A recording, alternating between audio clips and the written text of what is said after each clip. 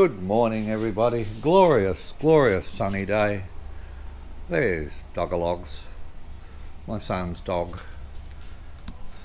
She's a terror. Are you a terror? You're a terror, aren't you? Yes, you are. You're a good dog. Anyway, wife's garden's going good. We've actually got tomatoes and all sorts happening right down there. It's yeah. Anyway, so let me explain what I'm doing in this cupboard. First, I'll explain my OffGrid system for those people that are first watching this video. What we have here, we have all, oh come on, there we go. We have our high volt solar coming in. Don't worry about these ones, they've got nothing to do with this system. They're going to the system I'm building in the cabinet next door, which I will also explain. Alright, so we've got our high volt solar panels coming in. Now this is an off-grid system. My house has been off-grid for a lot of years now, a lot of years. And this is a fairly new system. These will go in the room next door. Alright, so what we have here, we have a solar off-grid system that's got around 10 kilowatts of solar on it. We have an 8 kilowatt inverter, a beautiful Dia inverter, which is just, look, it's been silky smooth, people, silky smooth. It's got two built-in MPPT charge controllers in it. It's got you can connect it to the grid if you want to. This is a hybrid. I'm using it in off-grid mode, and I've got a generator coming in the bottom, which I hope never to use again. Alright, and just a marvellous inverter. I've got two 250 amp hour GridBackup batteries, which gives me more power than I really need. You know, you don't want to go for just enough, you want to go for more than you need when you're installing batteries, whether they're lithiums, lead acids, or yeah, whatever batteries you're installing. You can hear the fan currently going. That's that one up there. Because you've got when you've got them in a cabinet like this, they've all got to be vented. There's my fan controllers. This one's for this cabinet here. Okay. And this one is for this cabinet here. Alright. And it's got a Victron links power in down there, which is going to connect the other side of the battery cabinet. And it's got a Benny. Okay, there it is. It's a ZJ Benny circuit breaker. Very nice circuit breaker, very good. Alright, and this powers my house 24/7, 365 days of the year. It is just totally awesome. Dia and the GridBackup batteries are an absolute perfect match. You don't hear the inverter. Matter of fact, once we shut this door, you don't really hear any noise at all, except for that quiet of the fan up there. Alright, so what we're doing over here, now this here is, I'm trying to show you how easy it is, and this is expensive to do, by the way. I really don't need this system, but I'm trying to show you how easy it is to build a grid backup system. So if the grid goes down, then this system kicks in. Now down here there will be another Benny circuit breaker, then there'll be a links power in here. The battery I have chosen for this is a 200 amp hour. That's 10 kilowatt or 7 kilowatt usable power as a grid backup system. So most of the time the grid only goes down for a very short time. Alright, and the inverter I've chosen is a relatively cheap, but I've found them to be very good. 5648 MPPT solar inverter from MPPT Solar Inc. in Taiwan. A lot of people think Taiwan's a part of China, but you all should know by now it's not. Okay, and you can see I've got whole lines on the walls where I'm measuring everything that'll fit. So this system will probably run a house overnight if you're careful. I would suggest you get an electrician in, and when he wires this in, just to wire it in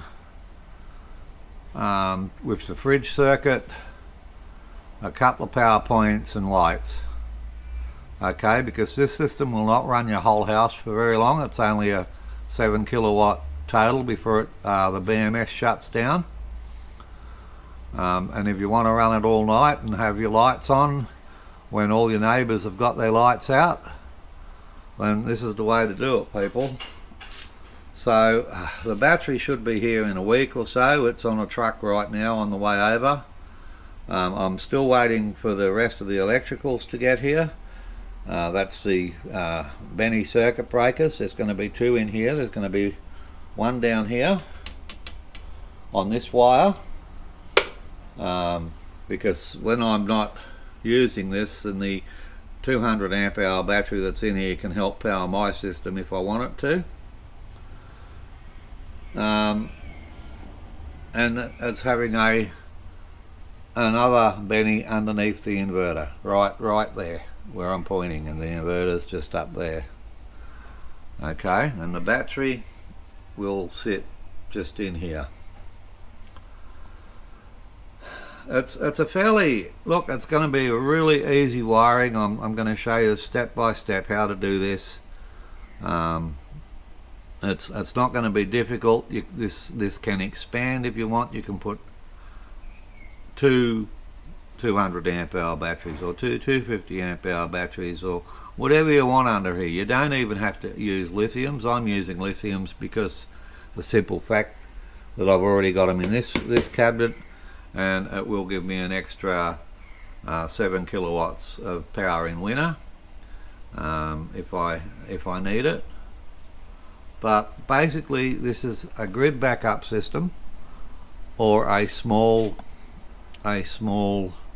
off-grid system for your weekend holiday cabin or whatever. With the grid side system, it doesn't even matter if you don't have solar panels on your roof. I mean, it's always good to have solar panels, but if you don't, alright, all you do is when the grid comes on, you tell it to charge the battery through the inverter. And if the grid goes off, then you're just running off that battery. If it's off for more than 7 or 8 hours, then you're in problem. You have a problem. If you have solar on your roof, then you can top that battery back up every day. So basically, we're getting down to basics here in the wiring. That's going to be very simple, extremely easy for any of you to do. Of course, I always do, and I highly recommend that anyone else get a licensed electrical contractor in to do the AC work, which is a requirement in Australia. Okay, that you need a licensed contractor to work on anything AC electrical for your house, and I strongly recommend you do that. Alright, so that's explaining what we're doing in here. I'm in here just, well, everything's on order. It's Christmas time. It's just taking so long to get here.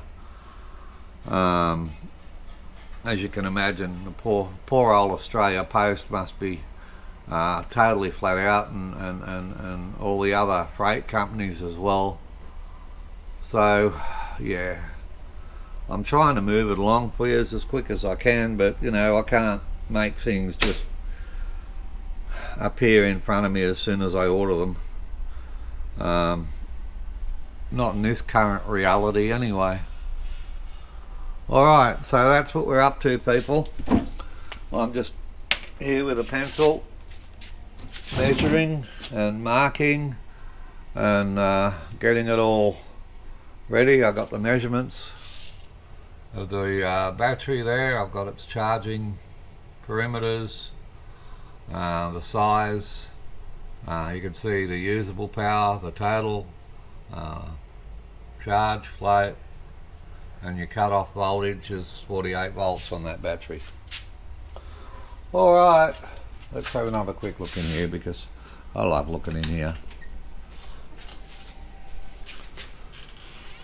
This is just a beautiful, beautiful, well laid out system.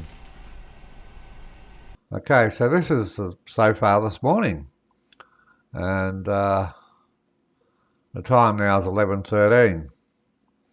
So as you can see, the system is 100% full by 9:30 this morning, and you can see exactly what time we got out of bed too, because you can see lights and other bits and pieces being turned on. This is the hot water system running. That spike there's an electric kettle. And as you can see, the solar is providing the power we need. If we go down a bit, down here, you can see we've got 17 watts going into the batteries. The batteries are 100% full just about. Well, it says here 100% full, but we've still got 17 watts going in. The house is currently using 1.10 kilowatts, and you can see the solar is producing 1.29 kilowatts. Of course, there's a little bit of loss in the inverter, and there's still a little bit going into the solar panels. Alright, since we've had solar on the system, we were actually using the inverter for a couple of months without solar because I had to wait for electricians to come and switch all my solar panels from low volt up to high volt. We're currently on the settings that are in this, saved 1.46 tons of CO2. Okay, and we got the weather. And down here we have power use and solar, all nicely laid out for you, like you can see here. Like, remember, this is a 24-hour period from midnight, from 1 minute to midnight. It ends and starts at midnight. So it's from midnight to 1 minute to midnight, and it does that all the time. So in the mornings we play catch up, which is why we've got this great big spike here, represented here. Okay. So we pump all the power in and fill our batteries up from the nighttime use, and then we match, and then we go into the evening diurnal, and then most of the times we finish behind. Okay, you can see their production consumption. There it was the other way around, but there it's almost a match. It all depends what we're running. Last night we had the air conditioner on reasonably late. We'll have a look at that. We'll have a look at that up here. Once you understand how this works, we'll just wait for this to load again. That's my internet connection. You can see last night we had the house air conditioner. That's the hot water service there. That's a heat pump hot water service, by the way. But here, very efficient as well. And here we had the house air conditioner on quite late, which is, well, we've got such a high difference here. But it's just been, look, it's just been running absolutely beautiful. Yeah, you know, we're sort of topping off every morning. Well, that was 5 minutes past 9, but we're sort of topping off 9ish to 10ish every morning.